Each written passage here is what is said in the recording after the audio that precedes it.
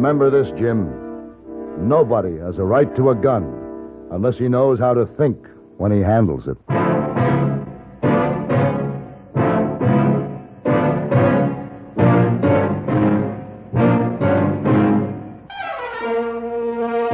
Have Gun. Will Travel. Starring Mr. John Daner as Paladin. San Francisco, 1875. The Carlton Hotel, headquarters of a man called Paladin.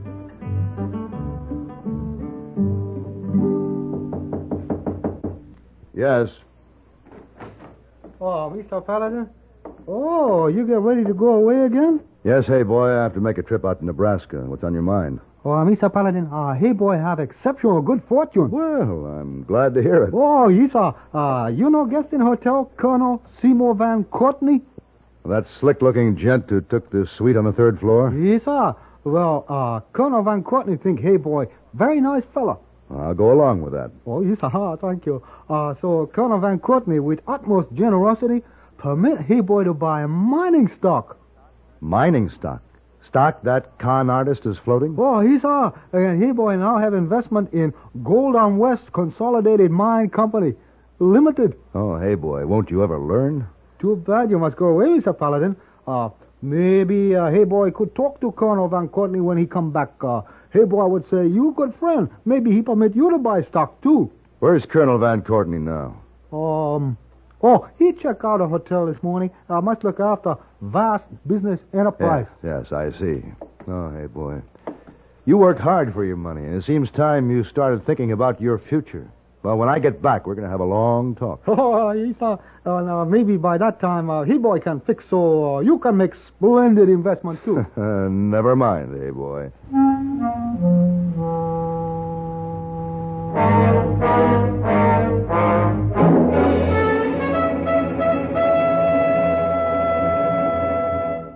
I was following a rutted trail through the Nebraska plains, dry, desolate land, parched by drought.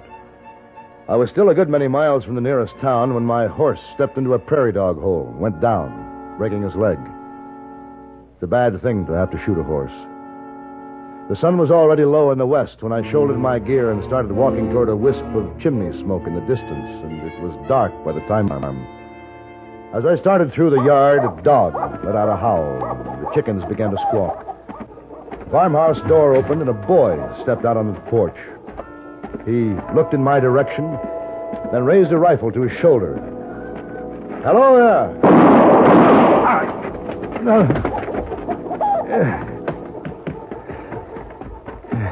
It's a man. What were you shooting at, boy? Boy, come here. It's a man. I shot a man out here. Jim? Mister? Thank the good Lord he ain't dead. I thought it was them coyotes after our chickens again, Pa. Don't try to say nothing there, stranger. That slug's in a tickler spot. We got to take care of how we handle him. Jim, go tell your ma to get some water boiling, then come back here and give me a hand.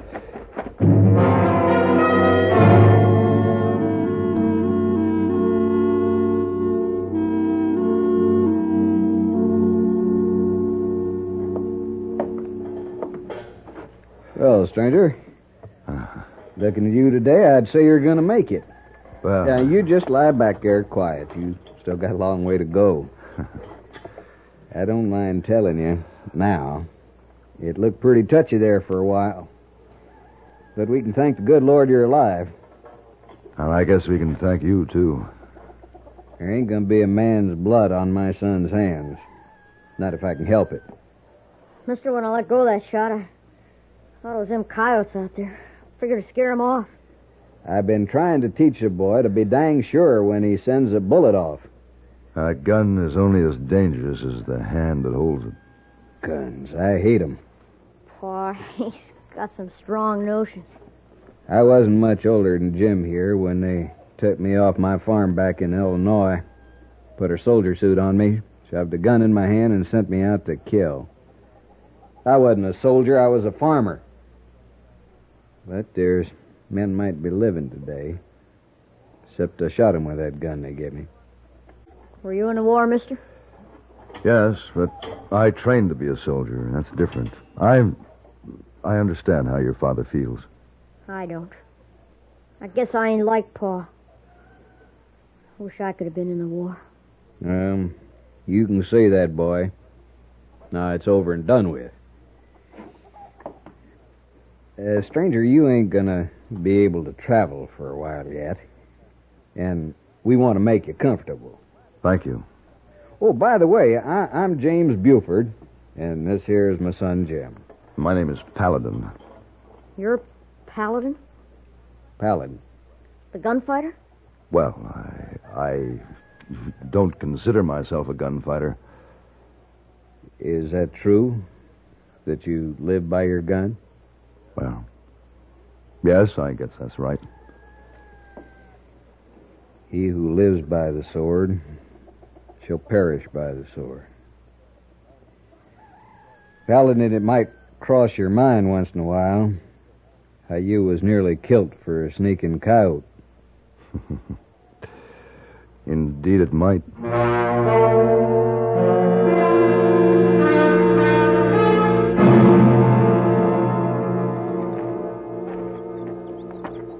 Jim's going to bring up the wagon. He'll drive you into town. You'll be able to pick yourself up a horse. You're sure now you feel up to traveling? I'm sure. I've got to be on my way. Thanks. Well, Paladin, I don't approve of the way you make your living, but I got to admit it's been awful nice knowing you. Well, I've enjoyed our talks, Buford. And I hope you get that rain soon. Oh, sure, it'll come. But I can just forget this crap. Corn all stunted and shriveled on the stalks. Might still be time for some winter wheat, though. Oh, say, you can do something for me in town. Sure. This letter here. It goes to Mr. Kyle at the bank. It's about a loan we talked about. You really have to put up a fight for this land, don't you, Buford? Yeah. And it's been fighting me back. Every inch of the way. But I'll beat it yet. You ever feel like giving up?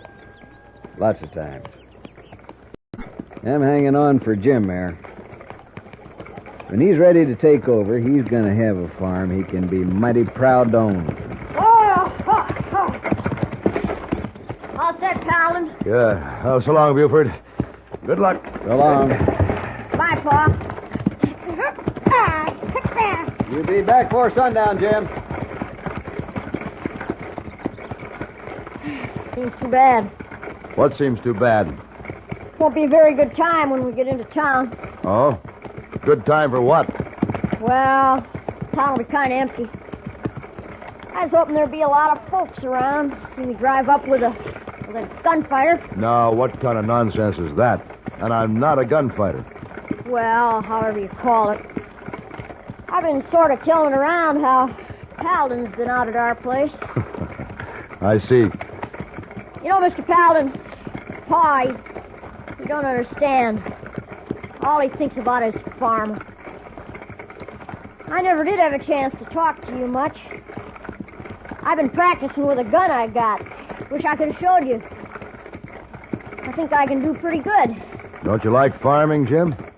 No, I don't want to be a farmer. I want to do something that takes nerve, takes gizzard. I want to be like you.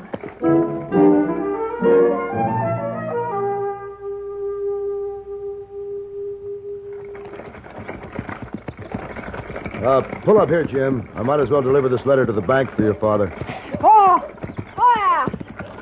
Oh! Hey, Mr. Paladin, look. Those men. Quick, Jim. Out. Duck down the other side of the wagon. Come on. They're hold-up men, Mr. Paladin. They've been holding up the bank. Quiet. You want to be smart? Don't nobody in there move. We got rifles. Look, all those sacks they're carrying. That's the bank money. Yeah. Fella, come on. Well, aren't you going to do something? I'm going to stay right here behind this wagon. But they'll get away. They're riding off. Paladin, go after them. No. You got your gun. 5 men with rifles? You don't go up against odds like that. You're scared. Sure. Well, let's go talk to the sheriff.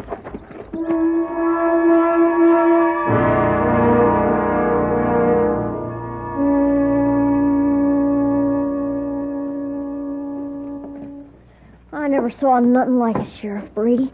Right there in broad daylight. Those men really got gizzard to do a thing like that. I'm not sure that's what it took, Jim. It figured their odds pretty well. What do you mean? Wouldn't take much studying of this town to learn that there aren't many people on the street, and the bank's nearly always empty at that time of day. But now, we got to do a little figuring. Well, they can't be planning to ride far during the daylight in this open country. They can't be very far away now. You could spot them anywhere out there. Why don't you just go out after them? They're desperate men. All criminals are if the law catches up with them. If we'd face them out there in the open, it would mean just violent warfare. Somebody'd get hurt bad. You're scared. Sure. No, we'll have to figure to get them cornered someplace where we'll have the odds on our side. Well, from the forks on, the roads are so dry and hard-packed it's impossible to pick up a trail. It's my hunch they're headed toward Wheatville. Wheatville? Yeah, it's about 10 miles north of here. It's been a ghost town since the grasshopper invasion wiped out the crops in 74. Oh, that sounds like a fair hunch.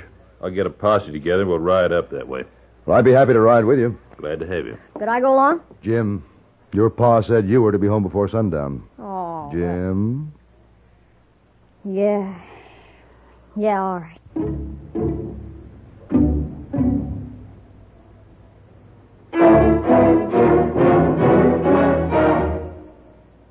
Have you ever been exasperated by a child who's reached the why stage? Why is the sky blue? Why do birds fly?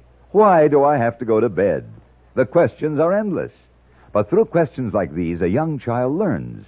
Encountering an inquisitive child, be grateful that here is a youngster whose mind has the capacity and the urge to grow. There are some without this capacity for mental growth. They are our mentally retarded children. 120,000 are born every year. That's 3 out of every 100 babies. Naturally, we want to help these retarded children to develop into normal, responsible members of the community. And we can. But the process is a long, slow one that requires many special services, expensive services, and continuing research into the causes and cures of mental retardation. Funds for education and research come from the National Association for Retarded Children. Won't you give now to your local unit in order that more children may be helped?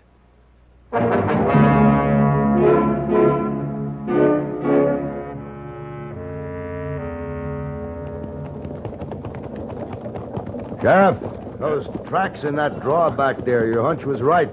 This is where they're headed. Yeah, but as you can see, Wheatville was a pretty spread out little community. Where they're holed up's another thing. Hold it, fellas, hold it. Oh. Yeah, this was quite a town. What's that tall tower up ahead there? Grain elevator, built by some eastern outfit when wheat was booming. Might be a likely hideout. Not a very healthy one. It's loaded with grain dust. Wouldn't take much to cause an explosion, huh? The tiniest spark in that thing would go right up. As dry as this country is, that could be bad. I hate to think about it. A fire that could start from an explosion in that elevator could wipe out the country for miles around. Well, if they are in there, it's a cinch we can't smoke them out. Wherever they are, when we corner them, they'll give up when they see how they're outnumbered. Let's ride up the elevator and have a look-see. Hey, wait a minute. Look. Hmm? Look back there, that horse. Isn't that Jim Buford? That sure is.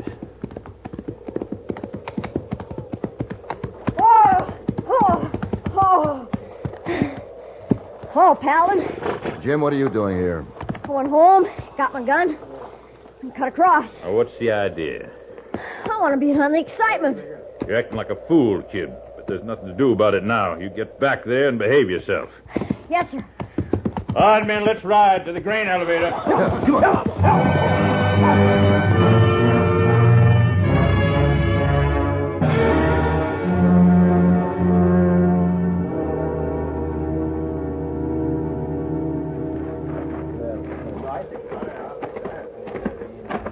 Well, Sheriff? It's their horses, all right. hid away in that lean-to. And they are in this grain elevator. No question about it. Well, how do we go about getting them out? They got the men stationed all around the place. I don't think they'll give us any argument when they know they're surrounded. None of your men are apt to go for their guns, are they? They know better. They all know what a shot into that grain dust would do. I guess the hold-up men do, too. Why, sure. Being jailed for bank robbery is better than being blown to kingdom come. Come on. Well, I'll be... Hey, look up there. Huh? On that ladder going up the side of the tower. That's Jim Buford. What's that crazy kid up to now? What's he doing climbing up there? He's heading for the cupola on the top of the elevator. He's got that gun, Paladin. You suppose he's figuring to get in there from the top and face those hold-up men? That's probably it. I'll lay odds there's one ain't got sense enough not to fire that grain dust. I think you're right. He's got to be stopped.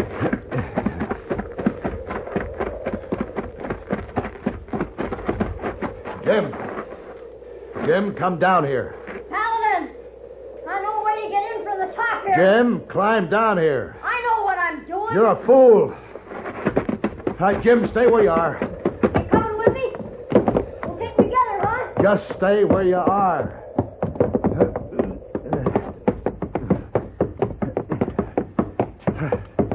Now, give me that gun. No, Paladin. I know a way to get in from the top here. Come on, we'll face those guys. Smoke them out. Give me that gun.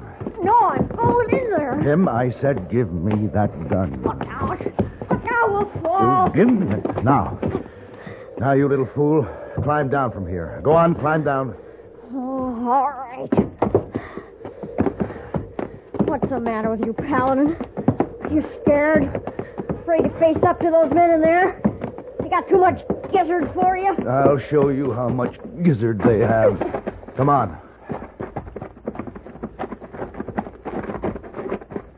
What's the idea, boy? You were right, Sheriff. He was going in there to smoke them out. You want to set fire to the whole of Nebraska, boy? No, I Come just... on, Paladin. Let's take him.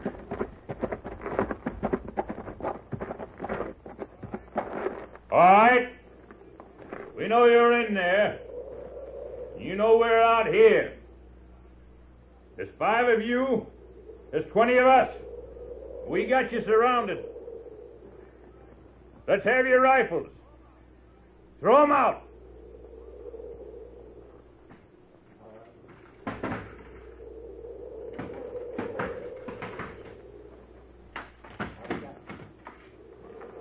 Now come on out. Your hands behind your heads. We don't aim to give you no trouble, Sheriff. I didn't think so. Come on, let's move. Why? What? Well, they just give up without any fight at all. Sure. The odds were against them.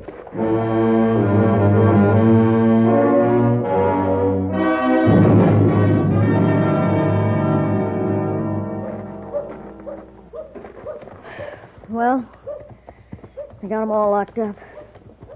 Guess I'd better get back to the farm. I guess you better. You'll never make it before sundown. You gonna give me back my gun? Well, I suppose I'll have to. It's yours.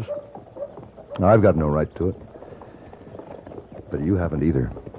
What do you mean? Nobody. Nobody has got a right to a gun unless he knows how to think when he handles it. Jim, you nearly killed me because you took a wild shot at a sound in the dark. You didn't think. Back there in Wheatville, you might have caused a disaster like this country has never known by firing into that grain dust because you didn't think. Well, How old are you?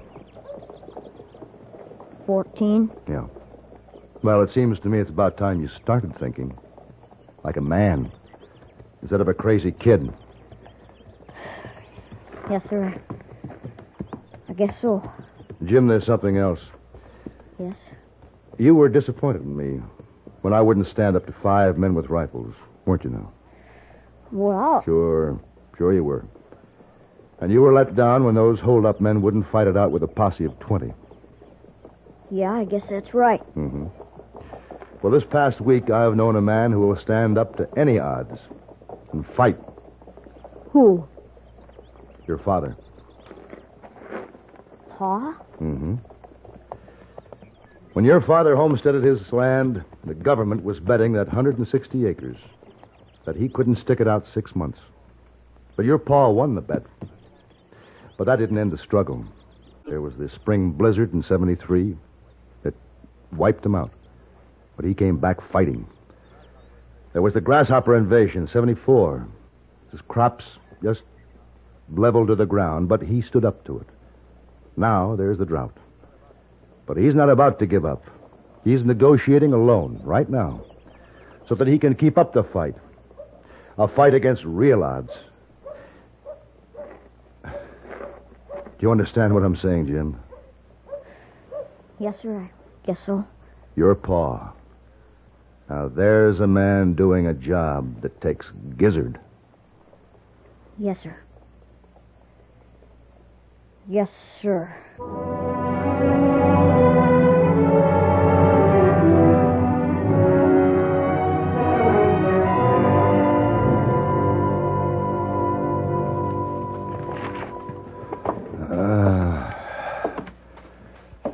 Miss Wong. Oh, Isa.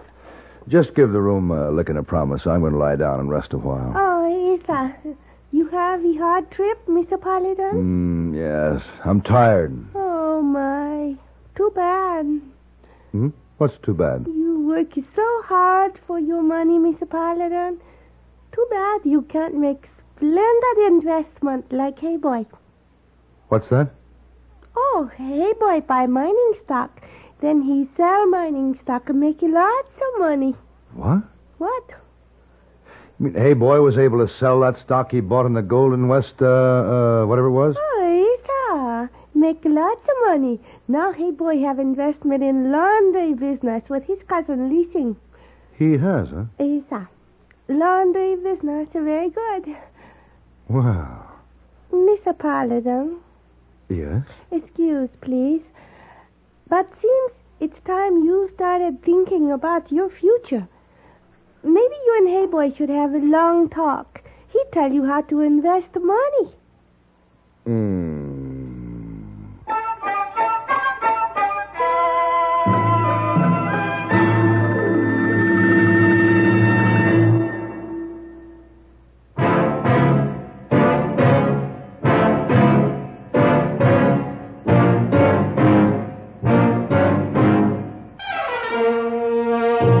Have Gun Will Travel. Created by Herb Meadow and Sam Rolfe, is produced and directed in Hollywood by Frank Paris and stars John Daner as Paladin, with Ben Wright as Hey Boy and Virginia Gregg as Miss Wong. Tonight's story was specially written for Have Gun Will Travel by Ann Dowd. Featured in the cast were Harry Bartell, Barney Phillips, and Richard Beals. This is Hugh Douglas inviting you to join us again next week when CBS Radio presents Have Gun Will Travel.